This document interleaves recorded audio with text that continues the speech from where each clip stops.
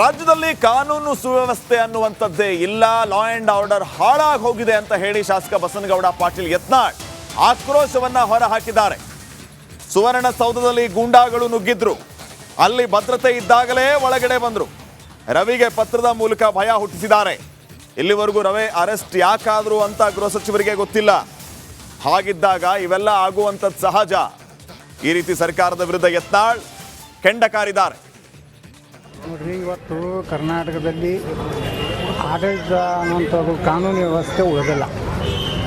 ಇದು ಶಾಸಕರ ಪರಿಸ್ಥಿತಿನೇ ಹಿಂಗಾಗಿದೆ. ಮತ್ತು ಸುವರ್ಣಸೌಧದಾಗ ಗುಂಡಾಗಳು ಹೊಕ್ಕು ಅವ್ರ ಹೆಸರು ಏನೇನು ನೋಡಿರಲಿಲ್ಲ, ಅಂತಿಂಥ ಹೆಸರು ಅದಾವೆ.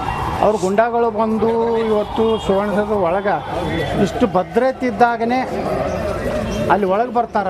ಸಿಟಿ ರವಿ ಮ್ಯಾಗ ಅಟ್ಯಾಕ್ ಮಾಡ್ಬೇಕತ್ತಾರಂದ್ರೆ ಕಾನೂನು ವ್ಯವಸ್ಥೆ ಎಲ್ಲಿದೆ? ಯಾವ ಅಧಿಕಾರಿನ ಸಸ್ಪೆಂಡ್ ಮಾಡಿದ್ರಿ? ಅವ್ರನ್ನ ಒಳಗೆ ಹೆಂಗೆ ಬಿಟ್ರಿ? ಯಾರು ಪೊಲೀಸ್ ಫಸ್ಟ್ ಯಾರು ಇದ್ರಲ್ಲ ಅಲ್ಲಿ ಕಾನೂನು ವ್ಯವಸ್ಥೆದವರು. ADGP ಏನು ಮಾಡಕತ್ತಿದ್ರು? ADGP ಮುಗ್ಧ ಜನರ ಮೇಲೆ ಲಾಠಿ ಚಾರ್ಜ್ ಮಾಡಲಿಕ್ಕೆ ಆಯ್ತು ಹಿತೇಂದ್ರಗೆ. ಇಷ್ಟೆಲ್ಲ ಘಟನೆ ಆದ ಪೊಲೀಸ್ ಕಮಿಷನರ್ ಏನು ಮಾಡಕತ್ತಿದ್ದ? ಅಂದರೆ ಪೂರ್ತಿ ಇವರು ಹತಾಶೆ ಆಗಿದ್ದಾರೆ ಇವ್ರು ಮಾಡುವಂಥ. ರಾಜ್ಯದಲ್ಲಿ ಕಾನೂನು ಸುವ್ಯವಸ್ಥೆ ಅನ್ನುವಂಥದ್ದೇ ಇಲ್ಲ, ಲಾ ಅಂಡ್ ಆರ್ಡರ್ ಹಾಳಾಗಿ ಹೋಗಿದೆ ಅಂತ ಹೇಳಿ ಶಾಸಕ ಬಸನಗೌಡ ಪಾಟೀಲ್ ಯತ್ನಾಳ್ ಆಕ್ರೋಶವನ್ನ ಹೊರಹಾಕಿದ್ದಾರೆ. ಸುವರ್ಣಸೌಧದಲ್ಲಿ ಗೂಂಡಾಗಳು ನುಗ್ಗಿದ್ರು, ಅಲ್ಲಿ ಭದ್ರತೆ ಇದ್ದಾಗಲೇ ಒಳಗಡೆ ಬಂದ್ರು. ರವಿಗೆ ಪತ್ರದ ಮೂಲಕ ಭಯ ಹುಟ್ಟಿಸಿದ್ದಾರೆ. ಇಲ್ಲಿವರೆಗೂ ರವಿ ಅರೆಸ್ಟ್ ಯಾಕಾದ್ರು ಅಂತ ಗೃಹ ಸಚಿವರಿಗೆ ಗೊತ್ತಿಲ್ಲ. ಹಾಗಿದ್ದಾಗ ಇವೆಲ್ಲ ಆಗುವಂಥದ್ದು ಸಹಜ. ಈ ರೀತಿ ಸರ್ಕಾರದ ವಿರುದ್ಧ ಯತ್ನಾಳ್ ಕೆಂಡ ಕಾರಿದ್ದಾರೆ. ನೋಡ್ರಿ, ಇವತ್ತು ಕರ್ನಾಟಕದಲ್ಲಿ ಆಡಳಿತ ಅನ್ನುವಂಥದ್ದು ಕಾನೂನು ವ್ಯವಸ್ಥೆ ಉಳಿದಿಲ್ಲ. ಇದು ಶಾಸಕರ ಪರಿಸ್ಥಿತಿನೇ ಹಿಂಗಾಗಿದೆ. ಮತ್ತು ಸುವರ್ಣಸೌಧದಾಗ ಗುಂಡಾಗಳು ಹೊಕ್ಕು ಅವ್ರ ಹೆಸರು ಏನೇನು ನೋಡಿರಲಿಲ್ಲ, ಅಂತಿಂಥ ಹೆಸರು ಅದಾವೆ. ಅವ್ರ ಗುಂಡಾಗಳು ಬಂದು ಇವತ್ತು ಸುವರ್ಣಸೌಧ ಒಳಗೆ ಇಷ್ಟು ಭದ್ರತೆ ಇದ್ದಾಗನೇ ಅಲ್ಲಿ ಒಳಗೆ ಬರ್ತಾರ.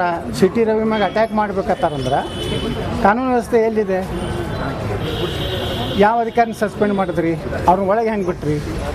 ಯಾರು ಪೊಲೀಸ್ ಫಸ್ಟ್ ಯಾರು ಇದ್ರಲ್ಲ ಅಲ್ಲಿ ಕಾನೂನು ವ್ಯವಸ್ಥೆದವರು.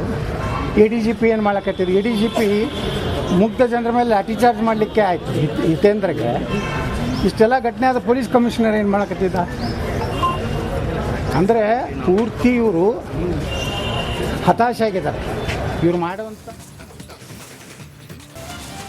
ರಾಜ್ಯದಲ್ಲಿ ಕಾನೂನು ಸುವ್ಯವಸ್ಥೆ ಅನ್ನುವಂಥದ್ದೇ ಇಲ್ಲ, ಲಾ ಅಂಡ್ ಆರ್ಡರ್ ಹಾಳಾಗಿ ಹೋಗಿದೆ ಅಂತ ಹೇಳಿ ಶಾಸಕ ಬಸನಗೌಡ ಪಾಟೀಲ್ ಯತ್ನಾಳ್ ಆಕ್ರೋಶವನ್ನ ಹೊರಹಾಕಿದ್ದಾರೆ.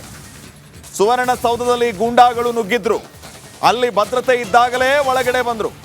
ರವಿಗೆ ಪತ್ರದ ಮೂಲಕ ಭಯ ಹುಟ್ಟಿಸಿದ್ದಾರೆ. ಇಲ್ಲಿವರೆಗೂ ರವಿ ಅರೆಸ್ಟ್ ಯಾಕಾದ್ರು ಅಂತ ಗೃಹ ಸಚಿವರಿಗೆ ಗೊತ್ತಿಲ್ಲ. ಹಾಗಿದ್ದಾಗ ಇವೆಲ್ಲ ಆಗುವಂಥದ್ದು ಸಹಜ. ಈ ರೀತಿ ಸರ್ಕಾರದ ವಿರುದ್ಧ ಯತ್ನಾಳ್ ಕೆಂಡ ಕಾರಿದ್ದಾರೆ. ನೋಡ್ರಿ, ಇವತ್ತು ಕರ್ನಾಟಕದಲ್ಲಿ ಆಡಳಿತ ಅನ್ನುವಂಥದ್ದು ಕಾನೂನು ವ್ಯವಸ್ಥೆ ಉಳಿದಿಲ್ಲ. ಇದು ಶಾಸಕರ ಪರಿಸ್ಥಿತಿನೇ ಹಿಂಗಾಗಿದೆ. ಮತ್ತು ಸುವರ್ಣಸೌಧದಾಗ ಗುಂಡಾಗಳು ಹೊಕ್ಕು ಅವ್ರ ಹೆಸರು ಏನೇನು ನೋಡಿರಲಿಲ್ಲ, ಅಂತಿಂಥ ಹೆಸರು ಅದಾವೆ. ಅವ್ರ ಗುಂಡಾಗಳು ಬಂದು ಇವತ್ತು ಸುವರ್ಣಸೌಧ ಒಳಗೆ ಇಷ್ಟು ಭದ್ರತೆ ಇದ್ದಾಗನೇ ಅಲ್ಲಿ ಒಳಗೆ ಬರ್ತಾರ. ಸಿಟಿ ರವಿ ಮ್ಯಾಗ ಅಟ್ಯಾಕ್ ಮಾಡ್ಬೇಕತ್ತಾರಂದ್ರೆ ಕಾನೂನು ವ್ಯವಸ್ಥೆ ಎಲ್ಲಿದೆ? ಯಾವ ಅಧಿಕಾರಿನ ಸಸ್ಪೆಂಡ್ ಮಾಡಿದ್ರಿ? ಅವ್ರನ್ನ ಒಳಗೆ ಹೆಂಗೆ ಬಿಟ್ರಿ? ಯಾರು ಪೊಲೀಸ್ ಫಸ್ಟ್ ಯಾರು ಇದ್ರಲ್ಲ ಅಲ್ಲಿ ಕಾನೂನು ವ್ಯವಸ್ಥೆದವರು. ADGP ಏನು ಮಾಡಕತ್ತಿದ್ರು? ADGP ಮುಗ್ಧ ಜನರ ಮೇಲೆ ಲಾಠಿ ಚಾರ್ಜ್ ಮಾಡಲಿಕ್ಕೆ ಆಯ್ತು ಹಿತೇಂದ್ರಗೆ. ಇಷ್ಟೆಲ್ಲ ಘಟನೆ ಆದ ಪೊಲೀಸ್ ಕಮಿಷನರ್ ಏನು ಮಾಡಕತ್ತಿದ್ದ? ಅಂದರೆ ಪೂರ್ತಿ ಇವರು ಹತಾಶೆ ಆಗಿದ್ದಾರೆ ಇವ್ರು ಮಾಡುವಂಥ. ರಾಜ್ಯದಲ್ಲಿ ಕಾನೂನು ಸುವ್ಯವಸ್ಥೆ ಅನ್ನುವಂಥದ್ದೇ ಇಲ್ಲ, ಲಾ ಅಂಡ್ ಆರ್ಡರ್ ಹಾಳಾಗಿ ಹೋಗಿದೆ ಅಂತ ಹೇಳಿ ಶಾಸಕ ಬಸನಗೌಡ ಪಾಟೀಲ್ ಯತ್ನಾಳ್ ಆಕ್ರೋಶವನ್ನ ಹೊರಹಾಕಿದ್ದಾರೆ. ಸುವರ್ಣಸೌಧದಲ್ಲಿ ಗೂಂಡಾಗಳು ನುಗ್ಗಿದ್ರು, ಅಲ್ಲಿ ಭದ್ರತೆ ಇದ್ದಾಗಲೇ ಒಳಗಡೆ ಬಂದ್ರು. ರವಿಗೆ ಪತ್ರದ ಮೂಲಕ ಭಯ ಹುಟ್ಟಿಸಿದ್ದಾರೆ. ಇಲ್ಲಿವರೆಗೂ ರವಿ ಅರೆಸ್ಟ್ ಯಾಕಾದ್ರು ಅಂತ ಗೃಹ ಸಚಿವರಿಗೆ ಗೊತ್ತಿಲ್ಲ. ಹಾಗಿದ್ದಾಗ ಇವೆಲ್ಲ ಆಗುವಂಥದ್ದು ಸಹಜ. ಈ ರೀತಿ ಸರ್ಕಾರದ ವಿರುದ್ಧ ಯತ್ನಾಳ್ ಕೆಂಡ ಕಾರಿದ್ದಾರೆ. ನೋಡ್ರಿ, ಇವತ್ತು ಕರ್ನಾಟಕದಲ್ಲಿ ಆಡಳಿತ ಅನ್ನುವಂಥದ್ದು ಕಾನೂನು ವ್ಯವಸ್ಥೆ ಉಳಿದಿಲ್ಲ. ಇದು ಶಾಸಕರ ಪರಿಸ್ಥಿತಿನೇ ಹಿಂಗಾಗಿದೆ. ಮತ್ತು ಸುವರ್ಣಸೌಧದಾಗ ಗುಂಡಾಗಳು ಹೊಕ್ಕು ಅವ್ರ ಹೆಸರು ಏನೇನು ನೋಡಿರಲಿಲ್ಲ, ಎಂತಿಂಥ ಹೆಸರು ಅದಾವ. ಅವ್ರ ಗುಂಡಾಗಳು ಬಂದು ಇವತ್ತು ಸುವರ್ಣಸೌಧ ಒಳಗೆ ಇಷ್ಟು ಭದ್ರತೆ ಇದ್ದಾಗನೇ ಅಲ್ಲಿ ಒಳಗೆ ಬರ್ತಾರ, ಸಿಟಿ ರವಿ ಮ್ಯಾಗ ಅಟ್ಯಾಕ್ ಮಾಡ್ಬೇಕತ್ತಾರಂದ್ರೆ ಕಾನೂನು ವ್ಯವಸ್ಥೆ ಎಲ್ಲಿದೆ? ಯಾವ ಅಧಿಕಾರಿನ ಸಸ್ಪೆಂಡ್ ಮಾಡಿದ್ರಿ? ಅವ್ರನ್ನ ಒಳಗೆ ಹೆಂಗೆ ಬಿಟ್ರಿ? ಯಾರು ಪೊಲೀಸ್ ಯಾರು ಇದ್ರಲ್ಲ ಅಲ್ಲಿ ಕಾನೂನು ವ್ಯವಸ್ಥೆದವರು. ADGP ಏನು ಮಾಡಕತ್ತಿದ್ರು? ADGP ಮುಗ್ಧ ಜನರ ಮೇಲೆ ಲಾಠಿ ಚಾರ್ಜ್ ಮಾಡಲಿಕ್ಕೆ ಆಯ್ತು ಹಿತೇಂದ್ರಗೆ. ಇಷ್ಟೆಲ್ಲ ಘಟನೆ ಆದ ಪೊಲೀಸ್ ಕಮಿಷನರ್ ಏನು ಮಾಡಕತ್ತಿದ್ದ? ಅಂದರೆ ಪೂರ್ತಿ ಇವರು ಹತಾಶೆ ಆಗಿದ್ದಾರೆ ಇವ್ರು ಮಾಡುವಂಥ ಸ್ಥಳ ಅದು. ಅಲ್ಲಿ ಹೋದಂತ DK ಶಿವಕುಮಾರ್ ಅವರು ಅದಕ್ಕೆ ಕೆಲವೊಂದು 10 ರಿಂದ 15 ನಿಮಿಷಗಳ ಕಾಲ ವಿಶೇಷ ಪೂಜೆಯನ್ನು ನಡೆಸಿದ್ದಾರೆ. ಅದಕ್ಕೆ ಕೂಡ ಋತ್ವಿಜರು ಕೂಡ ಸಾಥ್ ಕೂಡ ನೀಡಿರುವಂಥದ್ದು. ಇಲ್ಲಿ ವಿಶೇಷ ಅಂದ್ರೆ ಆ ಒಂದು ಸ್ಥಳದಲ್ಲಿ ಪೂಜೆ ಮಾಡಿಸ್ಬೇಕು ಅಂದ್ರೆ ಕಳೆದುಕೊಂಡು ಹೋದ ವಸ್ತುವನ್ನು ಮತ್ತೆ ಪಡಿಲಿಕ್ಕೆ ಅನ್ನುವಂಥದ್ದು, ಮತ್ತೆ ಅಧಿಕಾರ ಮತ್ತೆ ಶತ್ರುನಾಶಕ್ಕಾಗಿ ಒಂದು ಪೂಜೆಯನ್ನ ಮಾಡ್ತಾರೆ.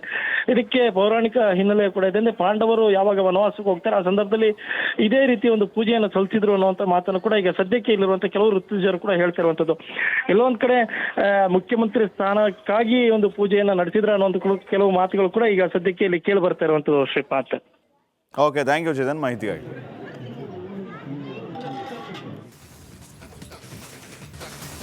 ನಮಸ್ಕಾರ, ರಿಪಬ್ಲಿಕ್ ಕನ್ನಡ ನ್ಯೂಸ್ಗೆ ಸ್ವಾಗತ. ನಾನು ಶ್ರೀಪಾದ್ ಪಾಟೀಲ್.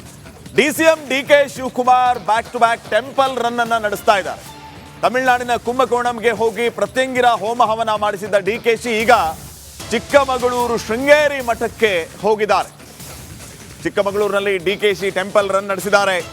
ಅಧಿಕಾರ ಹಾಗೂ ಶತ್ರು ಸಂಹಾರಕ್ಕಾಗಿ ವಿಶೇಷ ಪೂಜೆಯನ್ನ ನೆರವೇರಿಸಿದ್ದಾರೆ. ಮೊನ್ನೆ ಪ್ರತ್ಯಂಗಿರ ಹೋಮ, ಇವತ್ತು ಕಾರ್ತವೀರಾರ್ಜುನಿಗೆ ದೇವರಿಗೆ ವಿಶೇಷ ಪೂಜೆ. ಮೊದಲ ಬಾರಿಗೆ DK ಶಿವಕುಮಾರ್ ಈ ರೀತಿ ಪೂಜೆಯನ್ನ ಸಲ್ಲಿಸಿರೋದು. ಮೊನ್ನೆ ಪ್ರತ್ಯಂಗಿರ, ಇಂದು ಕಾರ್ತವೀರಾರ್ಜುನನಿಗೆ ವಿಶೇಷ ಪೂಜೆಯನ್ನ ಸಲ್ಲಿಸಿದ್ದಾರೆ. ಯಾವ ಶತ್ರುನಾಶಕ್ಕಾಗಿ DK ಶಿವಕುಮಾರ್ ಈ ರೀತಿ ಪೂಜೆಯನ್ನ ಮಾಡ್ತಿದ್ದಾರೆ ಅನ್ನುವಂತಹ ಪ್ರಶ್ನೆ ನೋಡಿ, ತಾವು ದೃಶ್ಯಗಳಲ್ಲಿ ಗಮನಿಸ್ತಾ ಇದ್ದೀರಿ. ಶೃಂಗೇರಿಗೆ ಭೇಟಿ ಕೊಟ್ಟಂತಹ DK ಶಿವಕುಮಾರ್ ವಿಶೇಷ ಪೂಜೆಯನ್ನ ಮಾಡಿಸಿದ್ದಾರೆ. ಇವತ್ತು ಕಾರ್ತವೀರಾರ್ಜುನ ಪೂಜೆಯನ್ನ DK ಶಿವಕುಮಾರ್ ಅವರು ಮಾಡಿಸಿರೋದು. ಈ ಕಾರ್ತವೀರಾರ್ಜುನ ಪೂಜೆಯನ್ನ ಯಾವ ಉದ್ದೇಶಕ್ಕಾಗಿ ಮಾಡಿಸ್ತಾರೆ, ಇದರ ಹಿನ್ನೆಲೆ ಏನು, ಈ ಎಲ್ಲ ವಿಚಾರಗಳ ಬಗ್ಗೆ ನೋಡಿದಾಗ ಅಧಿಕಾರಕ್ಕಾಗಿ ಮತ್ತು ಶತ್ರು ಸಂಹಾರಕ್ಕಾಗಿ ಈ ಎಲ್ಲ ವಿಶೇಷ ಪೂಜೆಗಳನ್ನು ಮಾಡಿಸಲಾಗುತ್ತೆ ಅನ್ನುವಂಥದ್ದು. ಪ್ರತ್ಯಂಗಿರ ಹೋಮವು ಕೂಡ ಅಷ್ಟೇ ಶತ್ರು ಸಂಹಾರಕ್ಕಾಗಿ ಮಾಡಿಸುವಂತಹ ಪೂಜೆ. ಆ ಪ್ರತ್ಯಂಗಿರ ಹೋಮವನ್ನು ಕುಂಭಕೋಣಂನಲ್ಲಿ ಕುಟುಂಬ ಸಮೇತ ಹೋಗಿ DK ಶಿವಕುಮಾರ್ ಅವರು ಮಾಡಿಸಿದ್ರು. ಈಗ ಚಿಕ್ಕಮಗಳೂರು ಶೃಂಗೇರಿ ಶಾರದಾಂಬಾ ಪೀಠಕ್ಕೆ ಭೇಟಿ ನೀಡಿದಂತಹ DK ಶಿವಕುಮಾರ್ ಇಲ್ಲಿ ಕಾರ್ತವೀರಾರ್ಜುನ ಪೂಜೆಯನ್ನ ನೆರವೇರಿಸಿದ್ದಾರೆ.